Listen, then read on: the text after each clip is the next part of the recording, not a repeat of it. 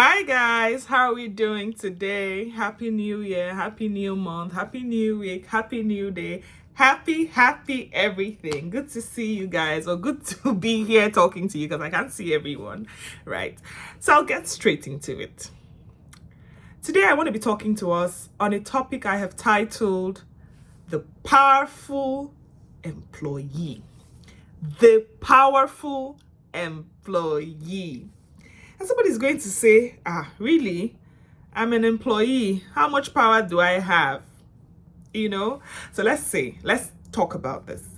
Who is an employee? This is a very simple definition. It can be gotten from Google, from dictionary, whatever it is. You can just research and find that out, right? But for clarity sakes, I would give us that definition, which I drew up from Google and which is just what it is. An employee is a person hired to work for another or a firm or a business in return for payment. And this little definition, or with this little definition, somebody's going to say, then how am I powerful? Or how can I be powerful as an employee? And I will tell you how in the course of this video. But I need to clear up a misconception that I have seen on social media and in places where people get to say, as an employee, you will never be wealthy, or employees are never wealthy. If you're working for someone else, you are never wealthy, or you never become a billionaire. There's just that misconception out there that when you're working for someone, you cannot be a billionaire, you cannot make it. There's just a funny misconception out there. I'm sure some of us have seen this. And I want to clear that up. Firstly, it depends on your location and in what currency you are earning and how much you are earning, but that's by the side. Then secondly, this misconception will also come from a place of ignorance, because we do not even understand that many people do not understand that the business or the company is different from the founder. Having said this, pick up your phone or any of your gadgets, go straight to Google and type right now, do that right now. Type the top wealthiest employees in the world. The first name that will most likely pop up on your screen will be Elon Musk or Bill Gates or one of these names. I did not say employer. I said type the top 20 or top 10 or top 5 wealthiest employees in the world. You would see Elon Musk, you will see Bill Gates, you'll see Jeff Bezos. Those are the names you are going to see, not as employers, but as employees. I would want to reiterate that the company, lawyers know this, is different from the founder. So if you can see those names as employees and they are wealthy, then I'm here to tell you that you have that much power. Now let's go back to where we were. Okay. So firstly, or rather, I've said so many first. So now I want to make us understand this. Every employer in the house, give yourself a high five. You are the reason as much as you are the vehicle through which the company you work with or the organization you work for or work with will drive their vision and their goals to the end point. Now you take my own quote. There is no successful employer of labor. Take this from me. There is no wealthy employer of labor who did not have successful and vision-driven employees to work with, who did not and who does not have successful and vision-minded employees to work with. So if you are going to look at an employer who is so successful or a company that is so successful, then you are going to have to look at the employees. And my darling employees, that in itself is your power.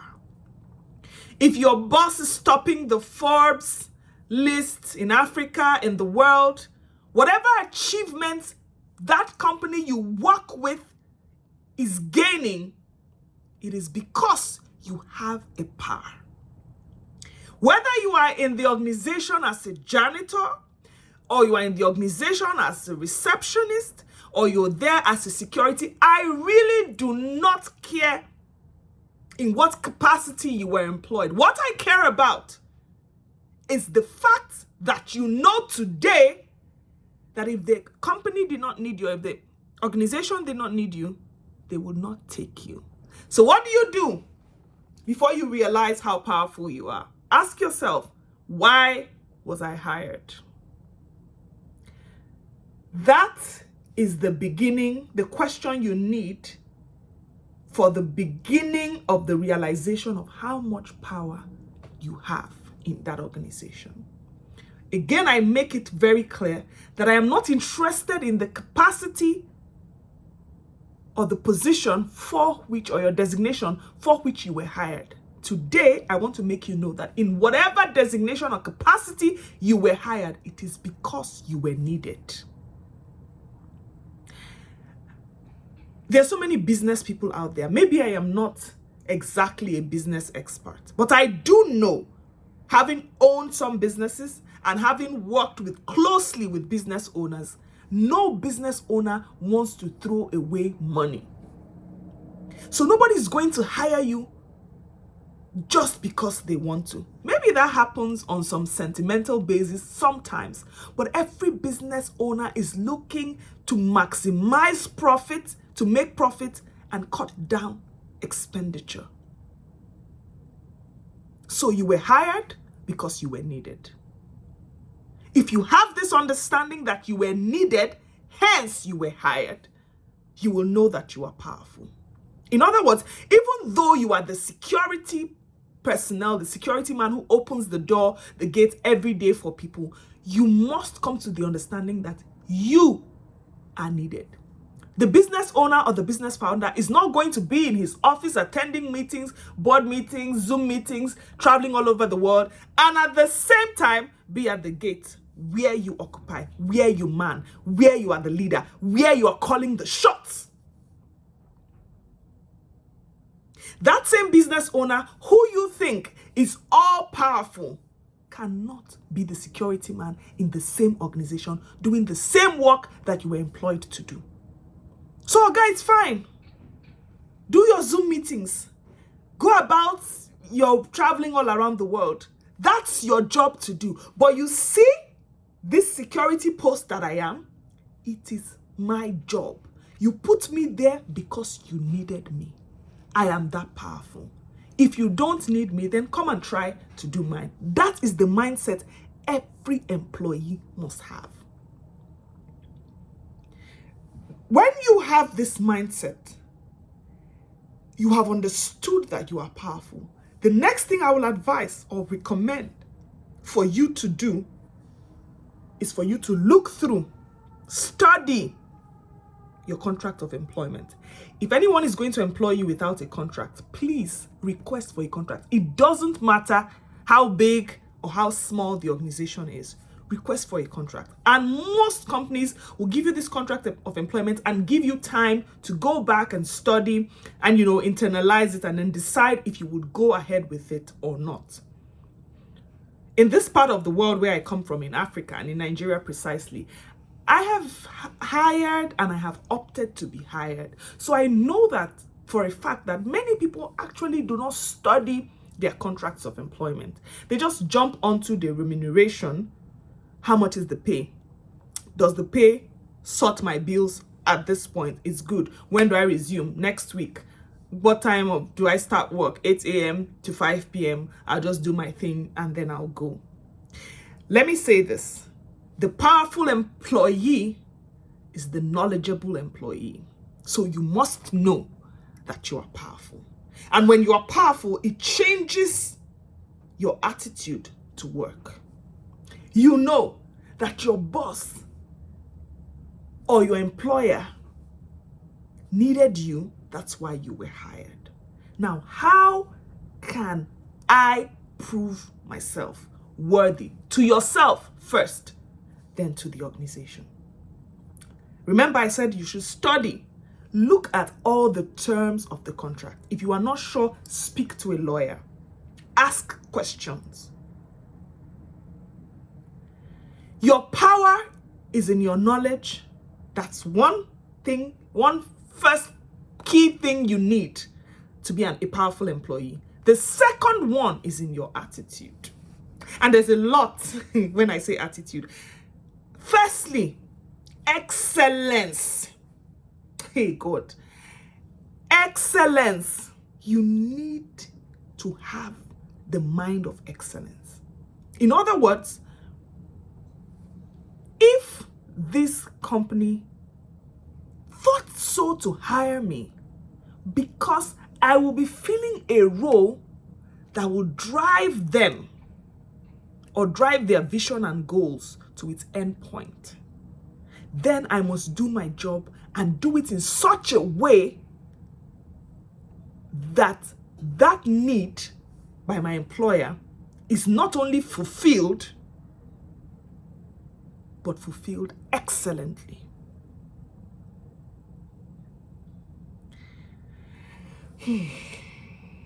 Let that sink in. Let that sink in.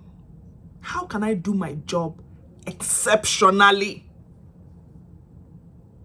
Am I that employee who says, because I'm not here to do any extra work, if you're not paying me, I'm not talking with you?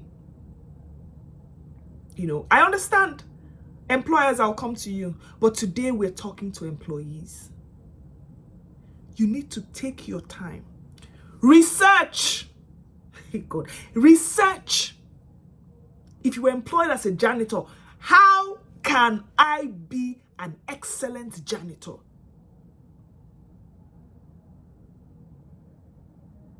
How? Remember I said your knowledge and your attitude are the two things that will make you the powerful employee. We've talked about knowledge. Firstly, knowledge in realizing that you were needed, hence you were employed. Then secondly, knowledge in the area for which you were employed. Thirdly, knowledge about the organization and the organization's goals. You really cannot work for a company or be working for a company or an organization where you have not understudied the goals of this organization. It's your power, because it is knowing where this company is going, how they want to get there, that you can draw inference from to play your role in this organization with diligence, competence, assurance, and total awareness that indeed you were needed, hence you were employed. I've worked in companies and I've had one or two people work for me in my businesses. Many staff or employees do not know the vision of their company. Many, at least in this part of the world, many. If you ask, what's the vision of your company? They don't know, because it's not important to them. Their own is just, let me come to work, let them pay me, or when it's 5 o'clock or 6 o'clock or 6 p.m. or whatever, they close up and they're gone. You will take time, study this company. Where were they 10 years ago? How did they come about? What is the reason? What is the essence? What are their goals for this year? Their five mid-year goals, their long-term. Understudy the organization and see how much the role you are occupying will help this company drive its vision to where it is needed. But you don't understudy, you just come to work, there's no motivation, it's not my job, and my papa gets from where I come from, we say stuff like that. Not my papa company, I beg me on and no kill me. I'm sorry I'm not talking to you. You are not the powerful employee. You wake up and you are not needed in the company. No business owner wants to throw around money. You were employed because you were needed. Take time. After you have had the knowledge that the company needed you, you go and understudy. You were employed to be into the legal department. I'll take that because I'm a lawyer. For example, what do I need? What are the requirements of the law department or the legal department in this organization? You study. And it's not a study that is done just before you are employed. It is a continuous thing. You need to take out time to study. This is the role. I was employed as an executive assistant. I've been employed as an executive assistant in 2 organizations, right? And I had never worked as an executive assistant. The first time I worked as an executive, I had never done it, but I was employed in that capacity. I had to go and do a research. Roles of an executive assistant. And I didn't stop there.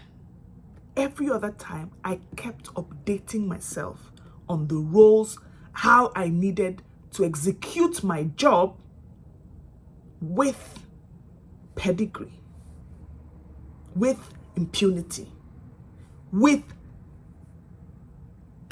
class, style, call it whatever.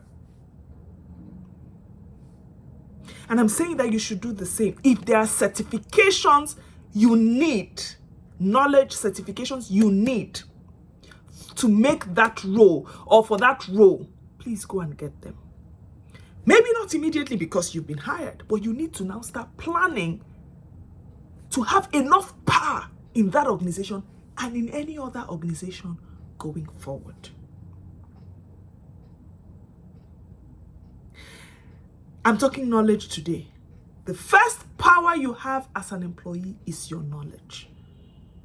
Knowledge in who you are, knowledge in the fact that the company needed you, hence you were employed, knowledge in the role you were employed to work as, or in the designation you are working as, knowledge of everything it takes to work in that designation. And lastly, knowledge of the company's goals, the company's dreams, the company's vision, the company's mission, or the organization's mission where you work. I'll take that again. The powerful employee has 2 tools to power. 1 is knowledge, 2 is attitude. And I'm taking on knowledge today. You need knowledge of who you are. Knowledge enough. You need knowledge of who you are, 1. Firstly, you need knowledge of who you are. Secondly, you need knowledge. You need the knowledge that this company employed you or hired you because they needed you. Thirdly, you need knowledge for the designation which you were employed. And lastly, you need knowledge of the organization's vision, their mission, their goals, and where this organization is headed. This is today's session on the powerful employee, and I'm talking to you and I have spoken to you about your knowledge as the employee. On the next episode, I'm going to be speaking to us about our attitude, or attitude as a tool for the powerful employee. Have a nice day, guys, and see you all on the next episode of The Powerful Employee. Bye.